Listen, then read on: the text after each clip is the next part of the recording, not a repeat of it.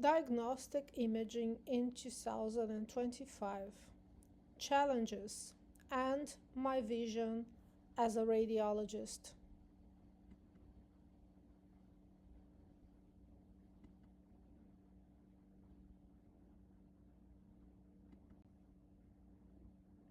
As we move through 2025, diagnostic imaging stands at a crossroad facing a unique combination of technological advances, workforce pressures, and shifting healthcare demands. In this presentation, I will outline the key challenges of our specialties facing and share my approach to addressing them as a radiologist. This is an overview of the key challenges in diagnostic imaging in 2025. Increased imaging volume and workload, workforce shortage and burnout, integration of AI and digital tools, delays in imaging access and reporting, evolving patients' expectations, and regulatory and reimbursement complexity. These challenges are interconnected.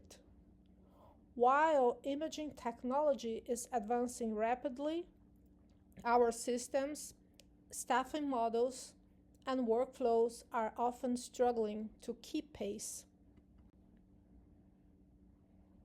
These challenges are so interconnected, and it's a big issue that even large companies like this one are pointing it out to our noses. I think the whole world is trying to find a solution. Oh, I'm showing a company and I forgot to place my disclosures.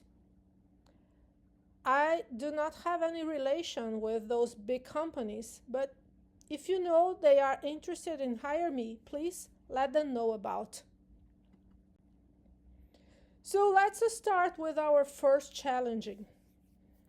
I have prepared two graphs covering the same time frame, 2018 to 2024.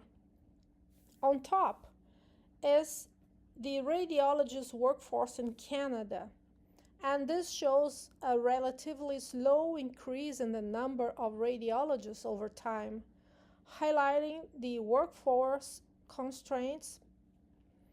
And the graphic in green in the bottom shows CT and MRI imaging volume in Canada.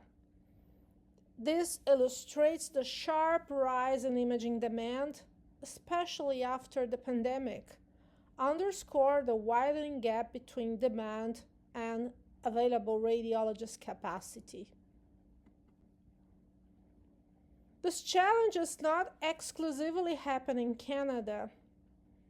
This is from the Royal College of Radiologists in the UK, and an overwhelming 100% of clinical directors in the UK are very concerned about the impact of workforce shortages, rising of imaging tests utilization, and burnout.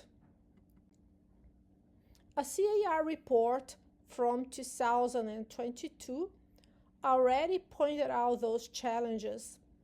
We see an estimated 25 to 30% increase in imaging demand over the 5 years, and we do not have a lack of radiologists and many more doctors retiring after COVID. The demand for imaging continues to rise due to population aging, expanded indications, and a post-pandemic backlog. Radiologists are facing increasing pressure to deliver faster turnaround times without compromising accuracy. How can we solve this problem? My solution approach is to advocate for optimized scheduling and triage protocols, and to promote subspecialty collaboration and smart work lists, as well to embrace structured reporting for efficiency. What is to advocate for optimized scheduling and triage protocols?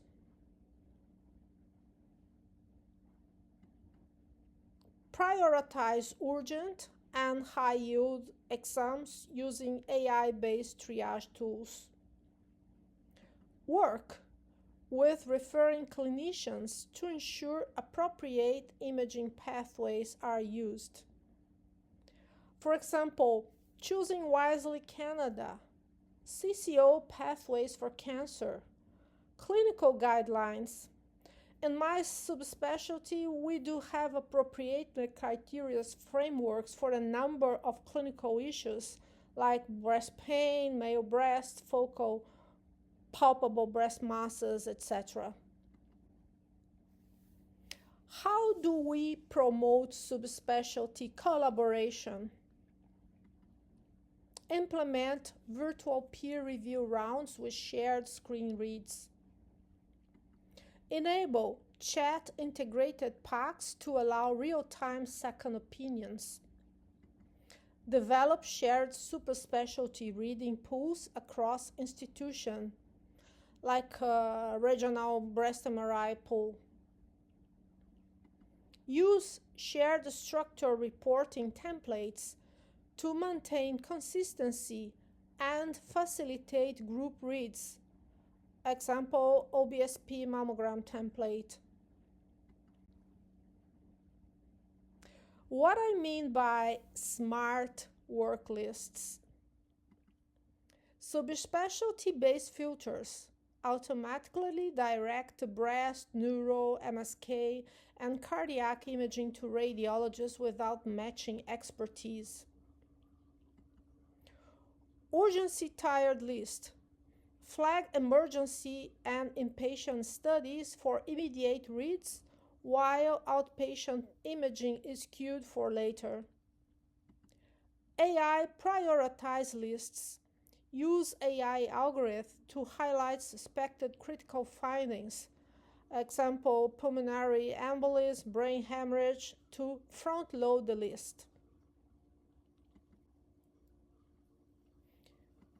Cross-site work lists combine workloads across institutions, so underutilized radiologists in one location can support high-demand areas elsewhere. Learning mode filters. Junior radiologists or fellows can be assigned a review with attending cases that are curated for educational value. When I say that a solution would be embrace structures reporting for efficiency, I wanted to say that pre-filled templates reduce dictation time and improve consistency. Easy data mining for quality assurance and research.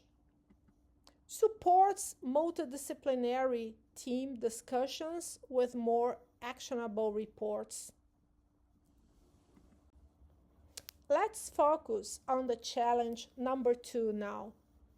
The shortage of health human resources in Canada is increasing.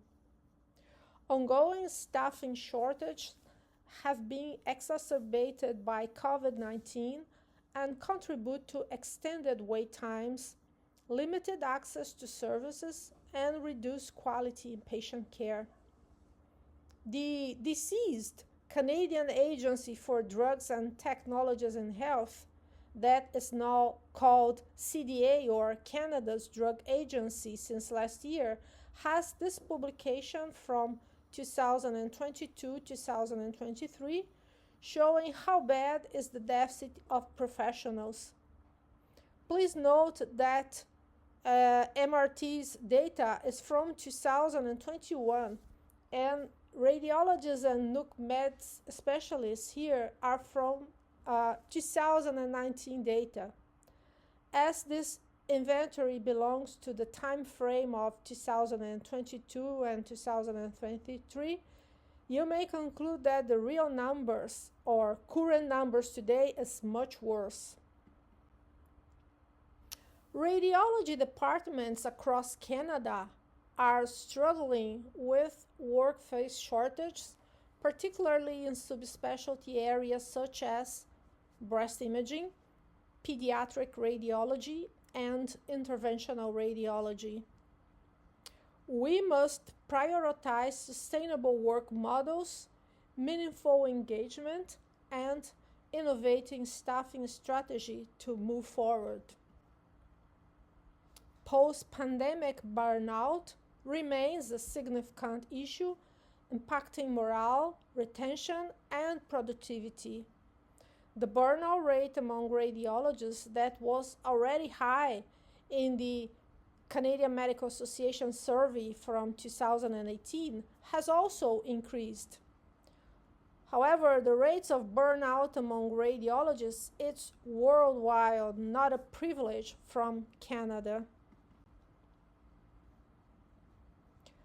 Radiology departments across Canada are understaffed, with a notable shortage of subspecialists.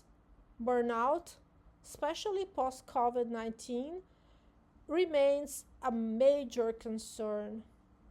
What will be my solution approach for these issues? Foster mentorship and flexible work arrangements. Encourage team-based models with technologists, sonographers, and AI. Support ongoing wellness and career development initiatives. And what am I thinking when I say foster mentorship and flexible work arrangements? Mentorship programs pair early career radiologists with senior subspecialties to build confidence, reduce isolation, and encourage knowledge transfer. Flexible remote reading options allow hybrid models, home-packed setups for selected modalities like outpatient CT or MRI, screening mammography, etc. Part-time and job-sharing options enable flexibility for parents, for late career radiologists, or those recovering from burnout. Phased retirement plans retain seniors' expertise while easing their workload. What means to encourage team-based models with technologists, sonographers, and AI? I give you some ideas what I have on my mind. Sonographer-led protocols allow trained sonographers to capture more comprehensive data sets in breast, thyroid, or obstetrics, reducing radiologists' burden. AI-assisted triage and reporting tools.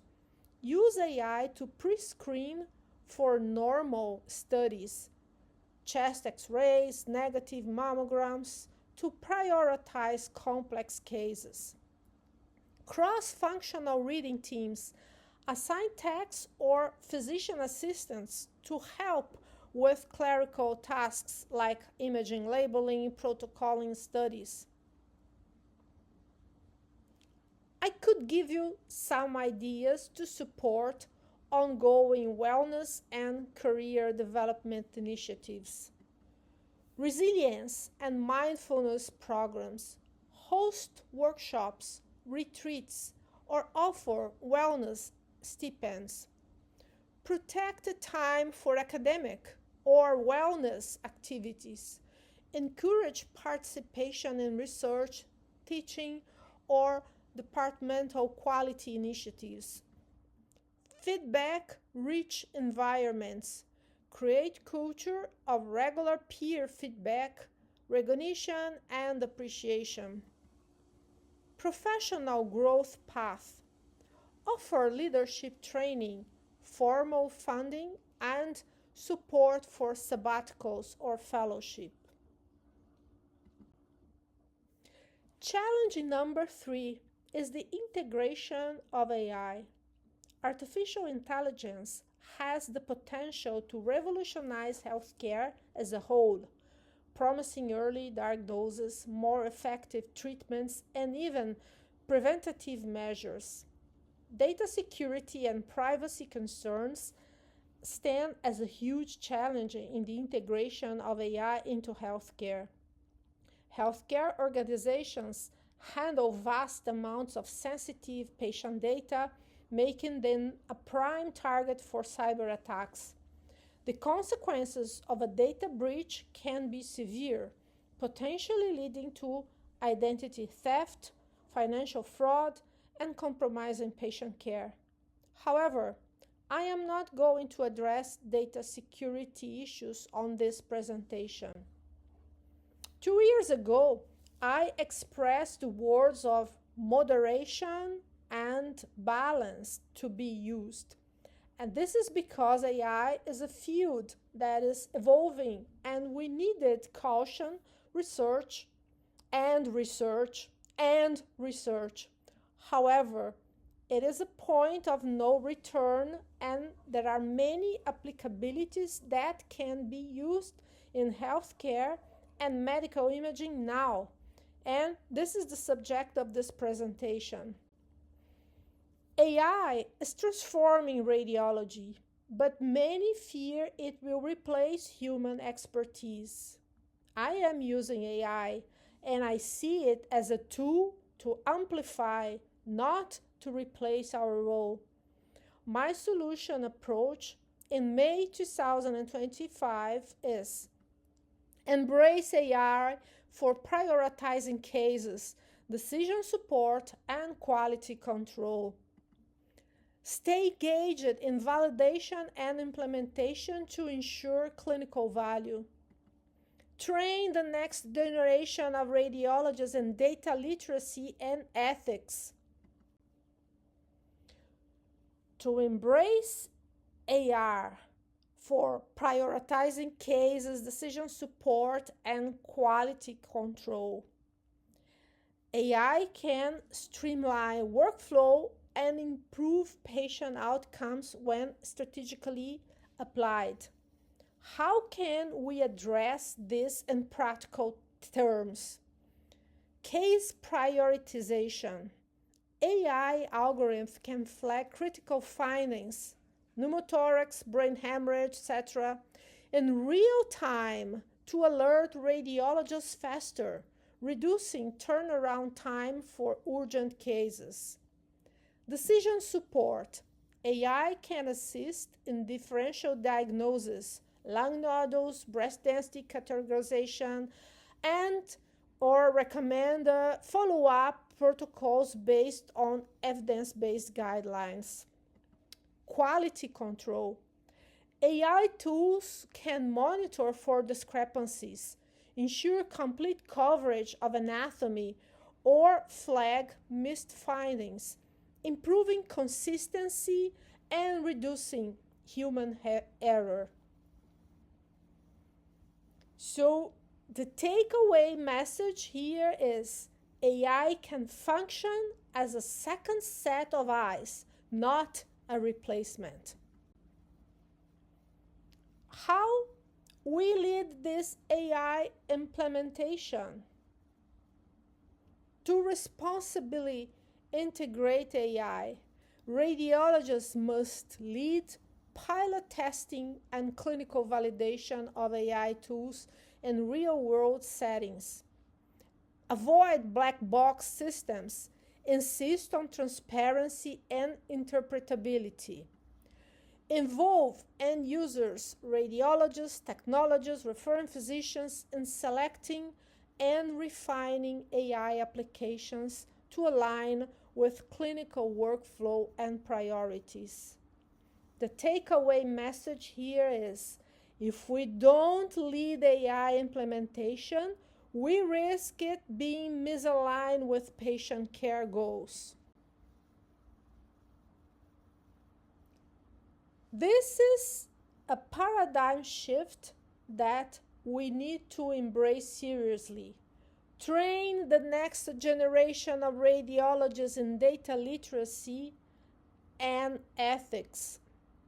Future radiologists will need skills beyond anatomy and pathology. They must understand how AI works, its limitations, and its ethical implications, bias, patient consent, data privacy. Advocate for medical AI education in residency and interdisciplinary collaboration with data scientists and engineers. Promote ethical awareness to ensure AI is used to enhance equity and safety in healthcare. The takeaway message: radiologists must evolve from image readers to data literate leaders in a tech-driven system. Our challenge number 4. Patients are waiting longer for imaging and results. Our healthcare is not doing great, as there are studies showing that 1 in 5 Canadians do not have a family doctor. This is a recent study from just a couple of weeks ago. The medical wait times cost Canadians patients almost $5.2 billion. This is insane. And this estimate only counts costs that are borne by the individual waiting for treatment. The costs of care provided by family members, the time spent caring for the individual waiting for treatment, and their lost productivity due to difficulty or mental anguish are not valued in this estimate from the Fraser Institute. Moreover, no monetary medical costs such as increased risk of mortality or adverse events that result directly from long delays for treatment are not included in this estimate. Shame on you, Canadian system. We need to do better. This long waiting for medical imaging results affects outcomes, satisfaction, and the efficiency of the whole healthcare system. My solution approach is champion centralized intake and e-referral systems. Support funding for imaging infrastructure and staffing. Improve communication with referring physician and patients.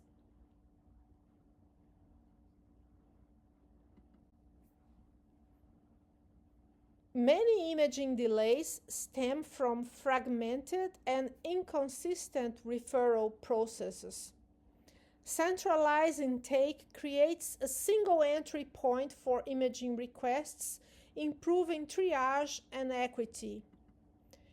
E-referral systems allow for digital referral submission with clinical context, automated triage base for urgency and modality, and real-time tracking of appointment and report status.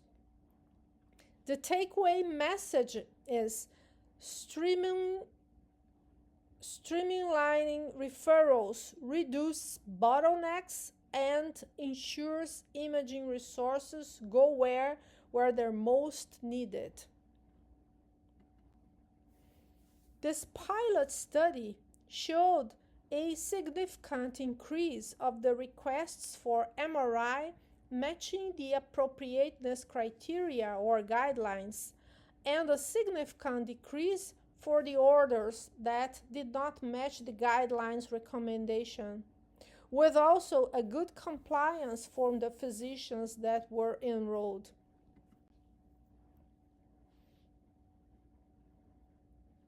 Support funding for imaging infrastructure and staffing.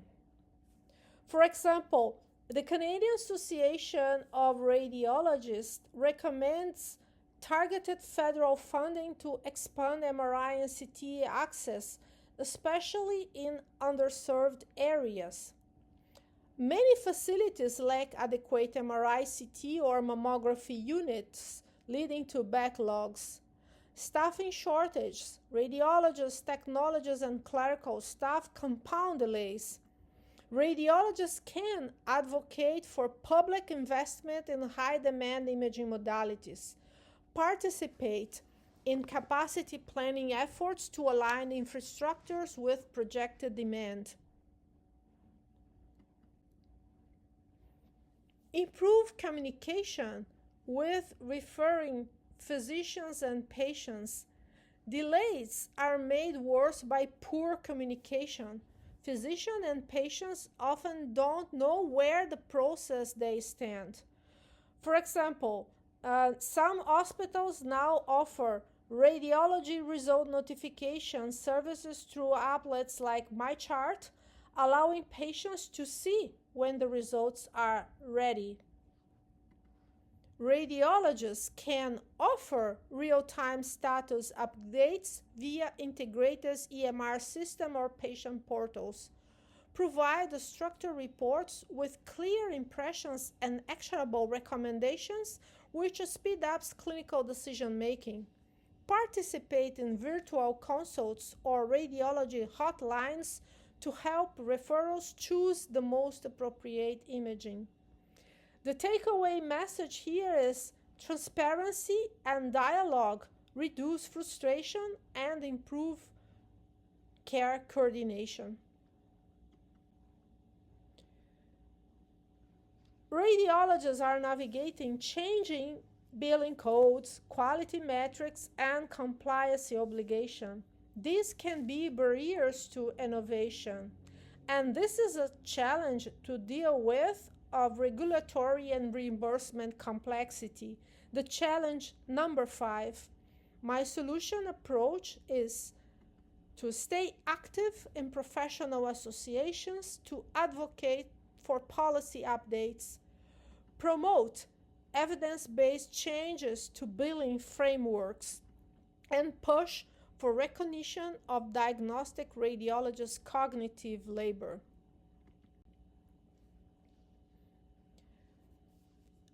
Professional bodies like Canadian Medical Association, Canadian Association of Radiologists, or provincial medical associations are critical in shaping policy.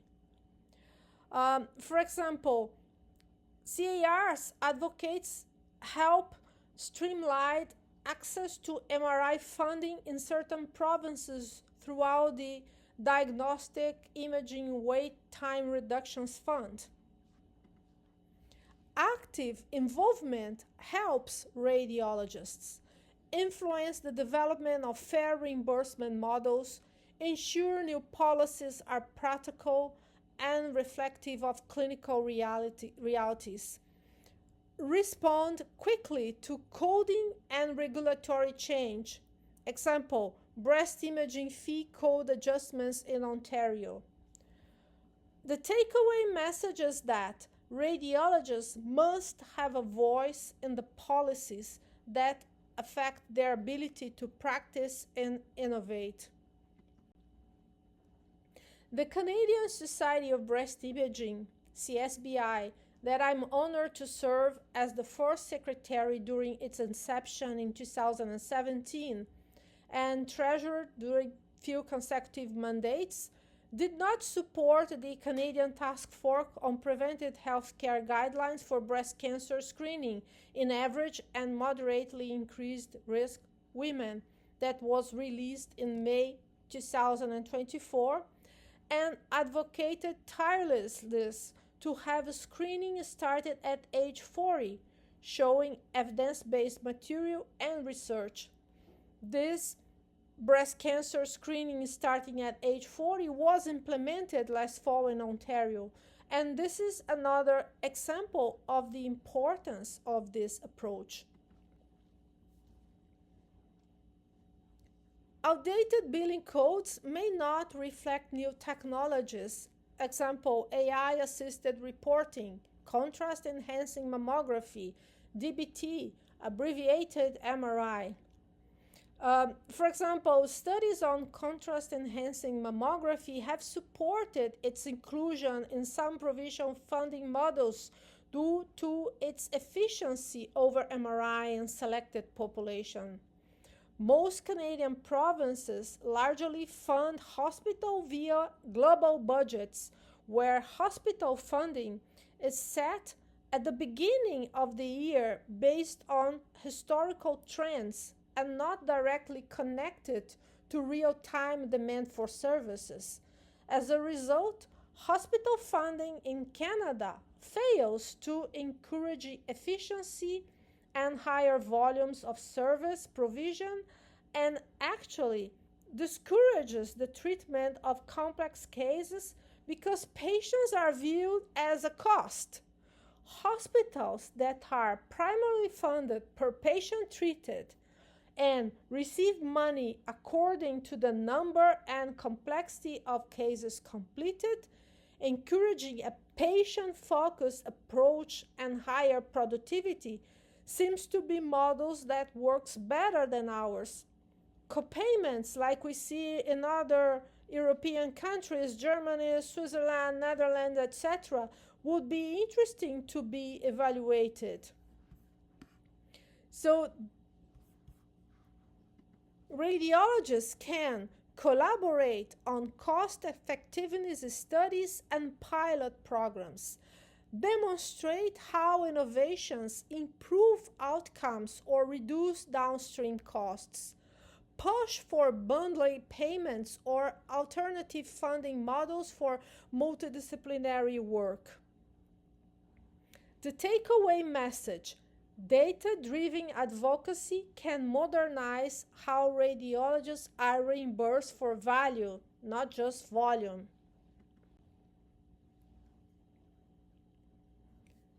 Push for recognition of diagnostic cognitive labor. Here, I want to speak about the traditional field shadowing reward procedure-based work under recognizing the time and expertise involved in multidisciplinary tumor board preparation, second opinion and complex consults, or teaching and protocol development. For example, some cancer centers now offer compensation for tumor board participation based on demonstrated impact on care planning. So the radiologist can document the time spent in non-interpretative tasks, collaborate with institutions and health ministry to quantify workload intensity, propose stipends or seasonal payments for cognitive and collaborative duties.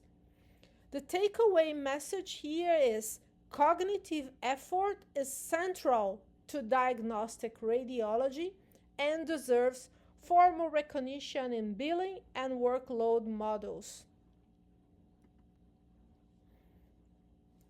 So, patients today expect more transparency, communication, and involvement in their care.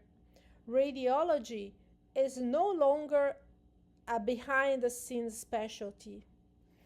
So my solution approach for the challenge number 6, evolving patient expectations, are to empower radiologists to engage directly with patients when needed, to develop patient-friendly reports and educational materials, to upload compassionate care and cultural sensitivity.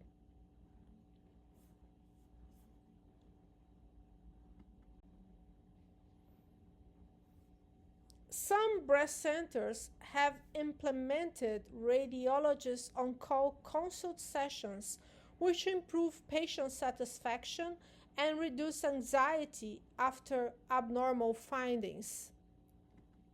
The radiologists can offer direct e-consultations for selected cases, like Barrett's 4 findings, incidentalomas, participate in multidisciplinary clinics where imaging is explained face-to-face, or use telehealth platforms for quick patient check-ins or follow-ups. The takeaway message: radiologists can help close the communication gap by becoming visible, trust medical consultants. Many patients access their radiologist report online via portals. Example, Cleveland Clinic and other hospitals, they develop instructor reports with lay language summaries to help improve health literacy. The traditional reports that we do are often too technical and hard to understand. We follow guidelines that recommend us radiologists to use technical terms. So I think the radiologists can create patient summaries in lay language for key findings, like your mammogram shows no evidence of cancer, or partner with organizations to develop educational resources, how to prepare for a scan, understanding scan results, and leverage infographics, video explainers, and AI-based language simplification tools. The takeaway message here is clear communication helps patients feel informed and reduces unnecessary follow-up calls and confusion.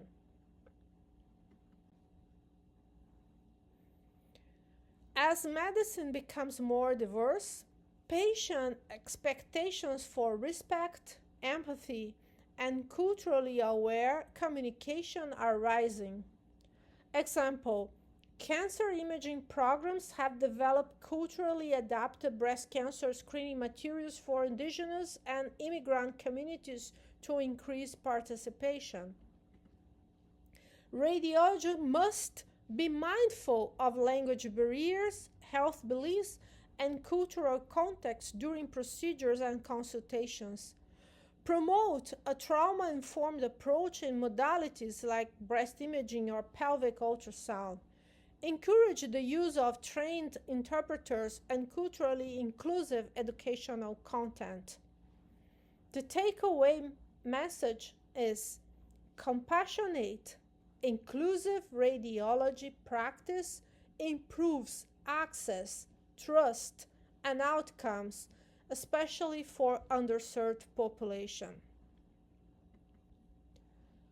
As a radiologist, I am committed to ensuring diagnostic imaging remains at the forefront of modern, ethical, and accessible care. I believe in blending technological innovation with the human touch. What I can bring to the table: strong commitment to excellence in breast imaging and patient-centered care, experience in academic and community settings, openness to innovation and interdisciplinary teamwork, dedication to mentoring and equity in healthcare.